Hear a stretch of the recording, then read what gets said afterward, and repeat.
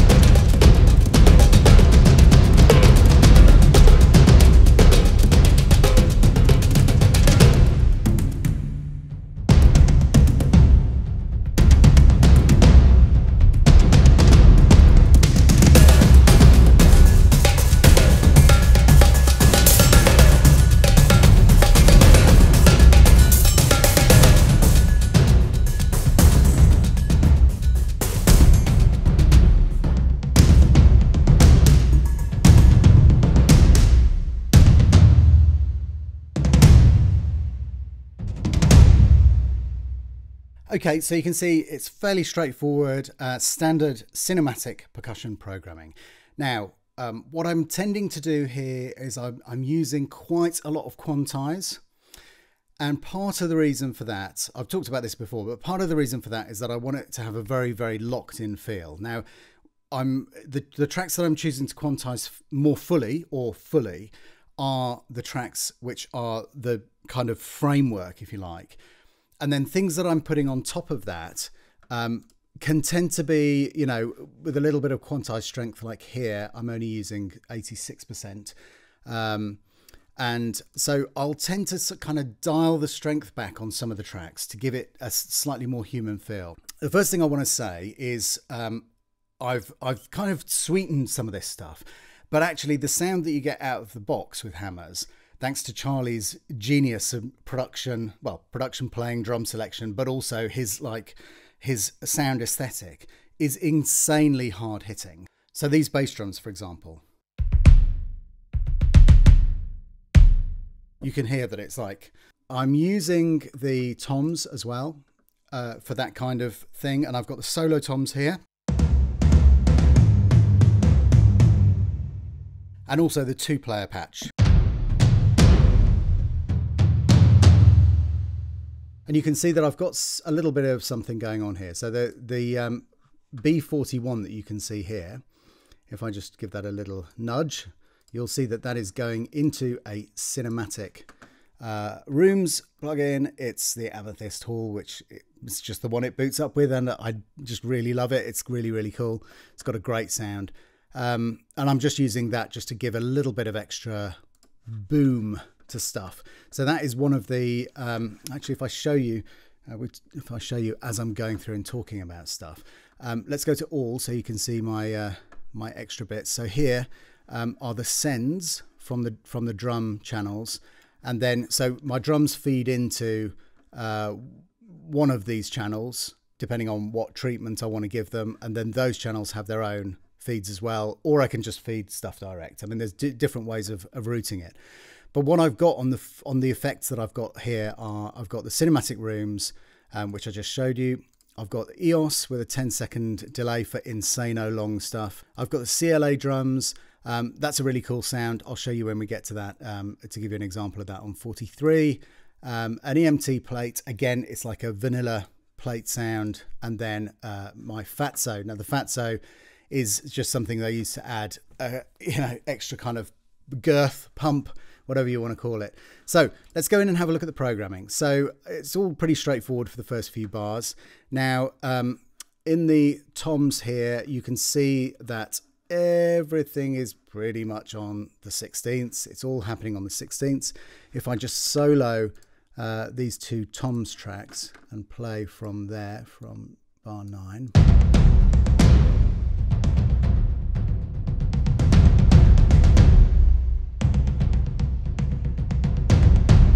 Okay, so that's fairly straightforward. So what I'm then doing is I'm feeding in some cross rhythms. And here you can see, for example, some notes that look off the grid. Oh my goodness, what is going on here? So if we zoom in a little bit so you can see our subdivisions, and if I point your attention up to here, you'll see that I'm using 16th and 16th triplet.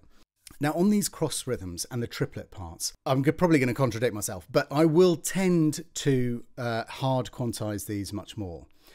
And the only reason for that is because it can, when you're getting into these subdivisions, it can start to sound a bit messy if you're not being quite precise with them. And the reason for that is that if you layer up more than one and they're loose on the quantize, you just it starts to turn into a bit of a mush and you can't really work out what's going on. But if you listen to the that little bit, we go from 13. I'll put the toms back in, and you can hear what this brushes patch is doing. Let's pop it up so you can see it. So if we start from 14, then it's incoming. So you can see there we've got that lovely kind of just almost like ghost notey type thing, and I'm using the brushes for that because again it's a different timbre. It's the lighter, brighter, slightly thinner sound, and that I think works best for these kind of parts. If we have a look at the frame drums, I've got some similar stuff you can see here, and just winding back a little bit. Where are we? And here as well. But let's play it. So you can see there that I'm splitting between the two parts. I'm splitting so that we get a kind of nice even run of 16th triplets. Just play that again. And again, when it comes to velocity programming, I like to play it in and then I'll tweak anything that sounds bad. It's going to depend a little bit on your keyboard playing skills, but also on the quality of the keyboard that you're working on. So I appreciate that it's not necessarily possible for everybody to do this. But if you've got a reliable velocity sensitivity on your keyboard, and, you know, even if your playing skills are kind of mid-level, then I would say just keep playing it again and again until you get it close to how you want it, rather than just kind of trying to do everything by drawing in the dynamics. I just feel like you get that little extra element of human feel in there if you do it that way. Now, we've got a couple of different sections. So what happens here when we go into the full tilt, absolutely crazy section? Well, let's have a look at these Darabukas. So we've got two versions. We've got the solo center patch there, and then the center and edge high patch there. And if we look at what they're both doing, actually, let's hear the center first.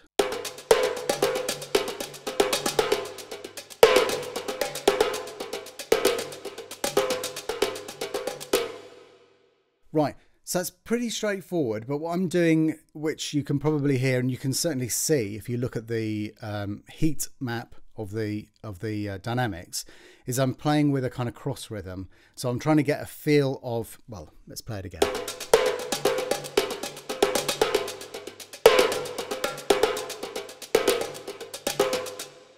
You can see what I'm doing. I'm kind of trying to get this kind of swinging feel into it, this kind of loping side to side kind of thing. If we look at the way the other track is programmed,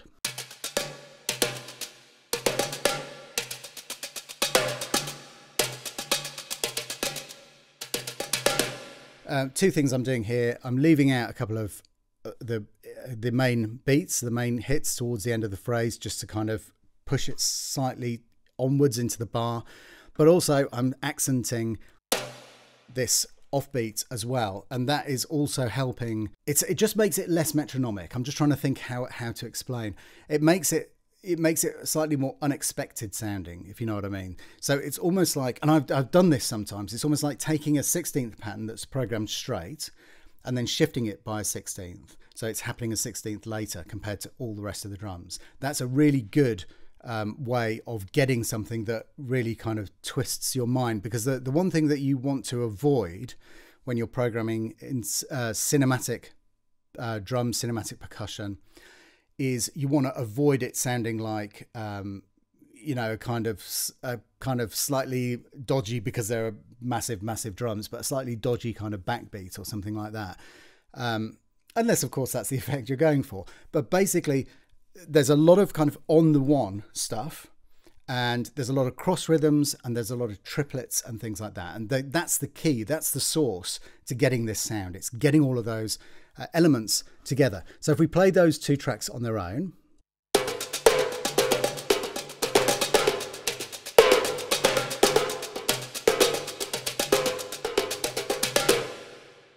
so you can hear it turn around slightly halfway through. And if I put the bass drums in as well, just to give you the reference.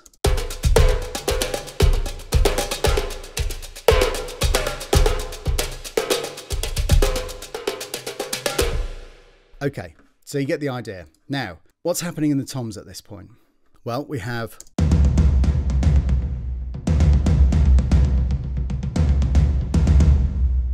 pretty straight part there.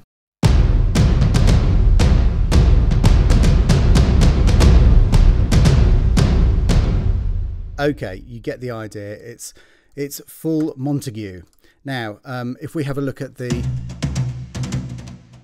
this is one of the fun ones. So in the tom brushes here, I've got quite a few little skippity things happening at random times, and that gives a really nice kind of.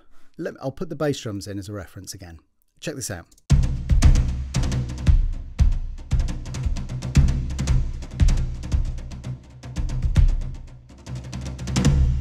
Okay, so it's fairly straightforward what I'm doing there. And some of these things, they really are quite hard to play in. So sometimes I'll end up missing them, or they'll just be slightly too far off the beat for the grid to catch. And what I tend to do then is I'll go in, I'll have Quantize off, I'll look at one bar, I'll switch Quantize on, or just Quantize that bar, and then look at anything which has snapped wrong. If it looks like it's going to the wrong place, then I'll go back in and I'll just manually quantize those bits. And it sounds laborious, but it's actually pretty straightforward. So what happens if we put those three parts and the darabukas in?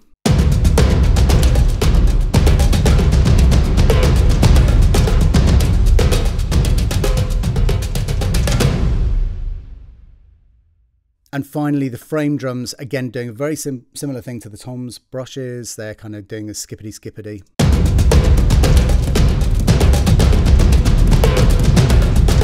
And that's an example here. So this bar, if we just play this bar, actually, I'll extend that so I can stop it. And you can see where the elements are happening here. You've got that interesting cross-rhythm-y stuff there. And then if we just go to the same place here, you've got little parts, little bits and pieces happening in interesting places. So I guess what I'm trying to say with that is that everything doesn't have to be doing everything all the time. It's quite nice, especially if the drums are kind of differently voiced or coming from different places in the stereo field, to hear things moving around and little skips happening in different places is really, really great. So don't feel like, all right, I'm going to do a 32 or I'm going to do a 16th triplet here, and so I'm going to have to go all on one drum. It has to happen on that. No, you can split them across different things, and the overall effect is that you get that nice kind of, that nice kind of fast run, but it doesn't have to be coming from the same place, and it's actually much nicer if it isn't. So let's look at this section where we bring in the scrap orchestra. So scrap left first up is doing this.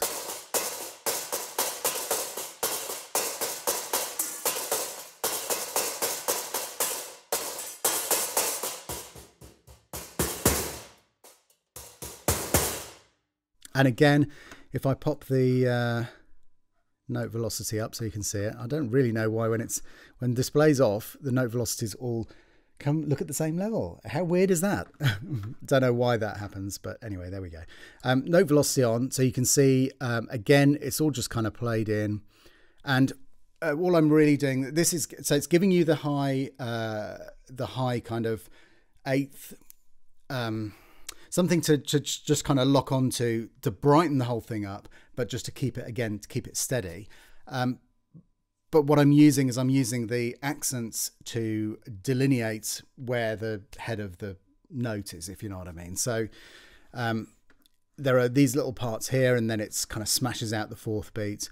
And then a few places here where I'm really doing quite, you know, it's quite straightforward. It's bang, bang, bang, bang, bang. You know, I mean, it's really straightforward stuff. Let's have a look at second scrap, the right-hand scrap. That's kind of, it is what it is. So I've panned one of them left and one of them right. But let us play this bit.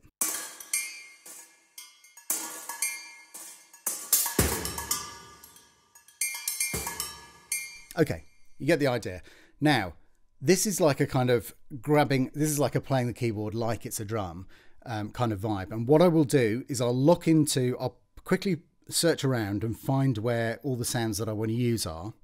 So I'll get my fingers ready over those notes, and then I'll kind of try and perform it without really thinking too much. Okay, I'm going to put the, you know, that sheet, that high metal sheet crash on the two and nothing like that. Nothing as obvious as that. I'm really just kind of run it down a few times, play it on the keyboard, you know, as kind of frantically and with as much excitement and gusto as I can muster, and then go in and see, did that sound good or was that complete crap? And that's my thing. It's just like, play it in, good, no good, bin it, play it again, keep playing it until you get something that kind of goes, oh, now it's good. And then if there's anything to tidy up, but as you can see, it doesn't look like I've done any tidying up on this track, and it doesn't really need it. It doesn't need it. There's a great part here, which I love, which is, again, one of these kind of weird, let's get the velocity up, is one of these weird kind of dugga, dugga, dugga, dugga.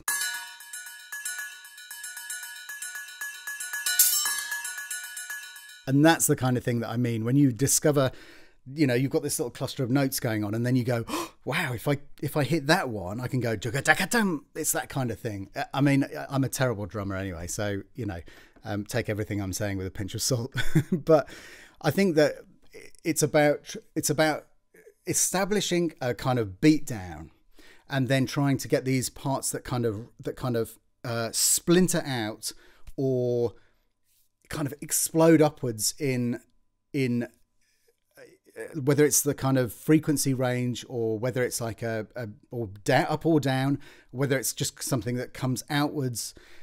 Any of these things that kind of give you the feeling that there's some kind of intensity ramp that's happening within the thing. So just a straight beat down where it's just going ba ba ba ba ba ba ba ba, that's kind of boring. So all of these things that I'm putting in is where I'm trying to get a kind of a feeling of a kind of flourish, or a, you know, and these are the things that you, when you're writing to picture, that you can time to specific things. The car, you know, slams past the camera in extreme close up with the wheel spinning or something like that.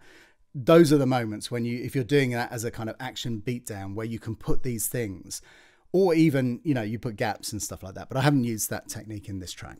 So let's just have a quick listen to that. In fact, at the end of 29. So just listen to that in context with everything.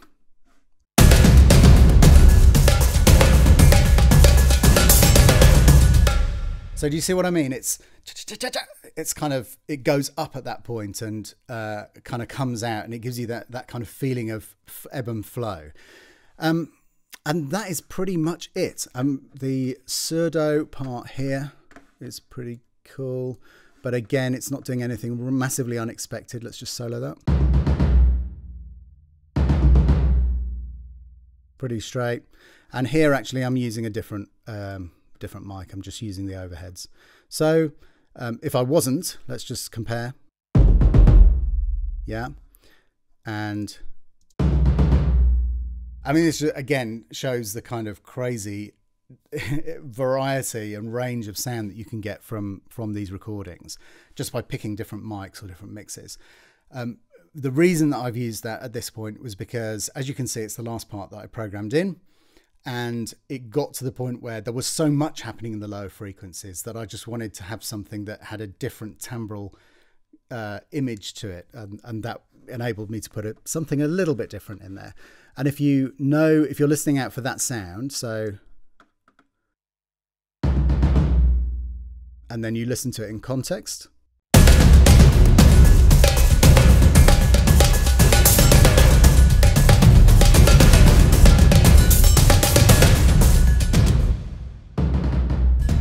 Yeah, that's another example there actually.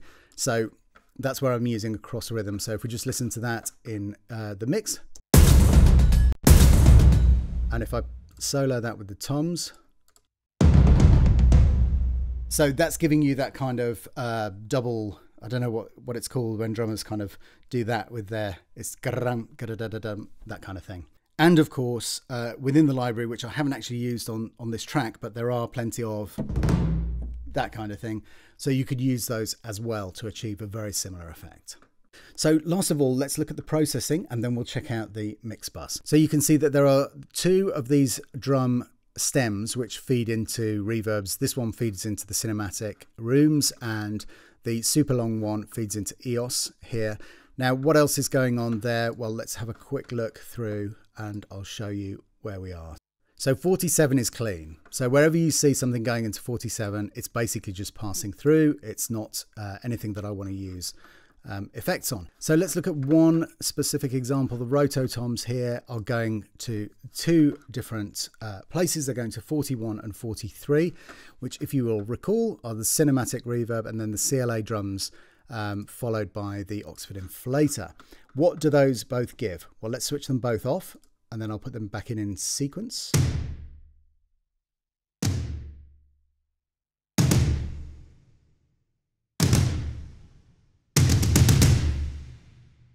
Okay, so I think you can get the idea of what 43 is doing, but let me put them in one at a time. So this is, let's turn 41 off. So this is just with the CLA drums. In fact, I'll play this bit.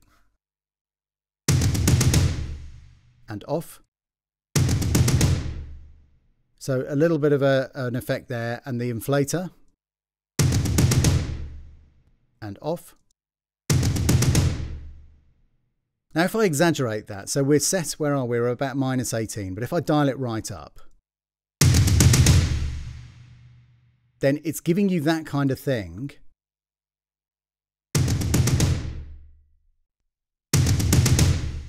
So I'm just adding a taste of it. I'm just adding a little flavour of that sound. I don't want to overwhelm it.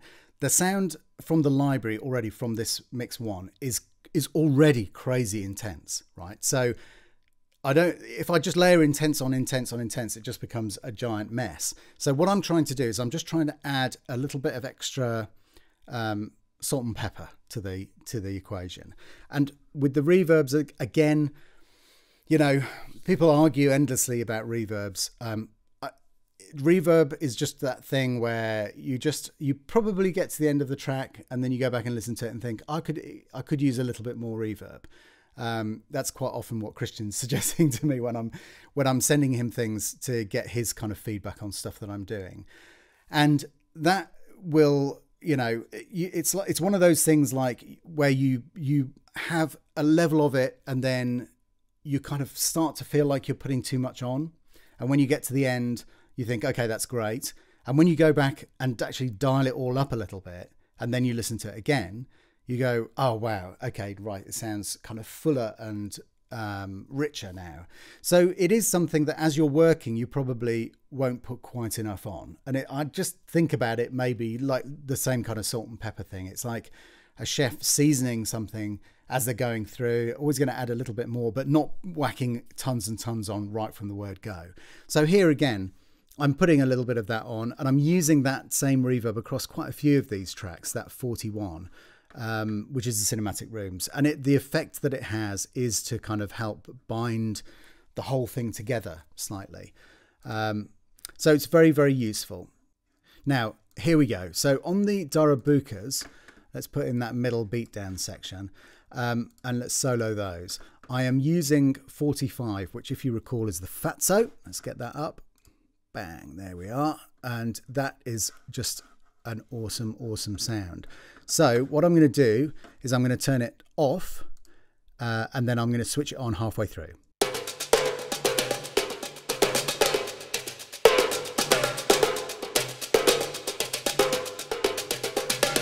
And we can dial up the amount of Fatso, so I can show you exactly what it's giving.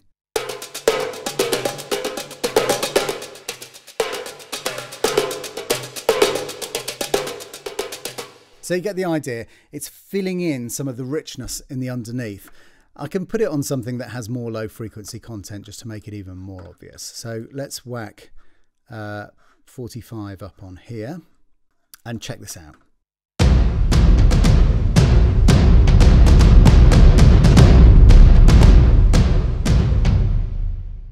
Totally mash up the master channel, but you get the idea. It's got that, it fills in that kind of bottom, that low mid, gives you lots of extra resonance. And again, the beauty of using these things as sends and not putting them on the channel itself is that you can just adjust to taste. You can kind of dial a little bit more or less of it in and out. And there is also something that happens that's really cool when you've got multiple drums feeding into the same processor. They interact with each other, and there's something really nice that happens there within that. So if you've just got one fatso or one stereo fatso, and you're sending, you know, a few different things to it, then as they're being processed by it, they're interacting with each other and affecting the outcome of the processing, which I really like. Which brings us to the end master channel. Okay, and what's going here? That's not being used, so let's get rid of that. So we've got this, my usual little thingy, which I just stole from Greg Wells, which is the Precision Case Stereo. I have no idea what it's doing. It's some kind of mid-side processing thing with lots of different knobs, and I just kind of tend to just tweak that up a bit and sometimes play around with this, but mainly it's that. I'll switch it on and off so you can hear the difference.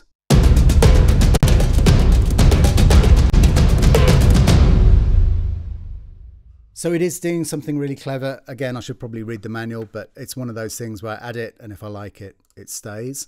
I'm sending out to my usual outboard chain, which is a smiley face API. Again, it's literally just 2 dB low shelf and 2 dB high shelf. It's just a very gentle smiley face. That's going into the SSL bus compressor, and that is doing...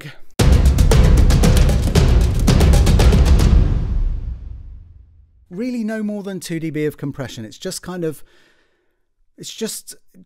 bringing the top of it down a tiny bit, and finally going into the L2, which I love. But let me turn all of these things off, and you can hear as I add them in bit by bit.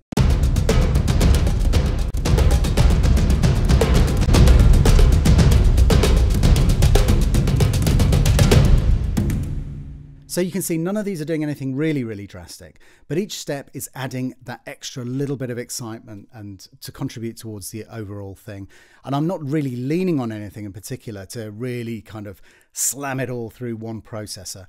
I like the idea of just doing a bit on here and a bit on there, and you're getting that kind of mojo and that kind of nice stuff that you get from going through different processors, and each of them doing a little bit and adding their kind of their weird black magic that they do in the background. So, and again, the outboard stuff you could easily replace with just a standard EQ plugin or compressor plugin, and get a very similar effect. So no need to worry about that. But that's it. So that is my track, my demo track for Hammer's Last Gasp. I hope that there was something of interest in there, and something that will help you take some of these ideas and put them into your own tracks. Thanks very much for watching. Look forward to seeing you on the next one. Bye-bye.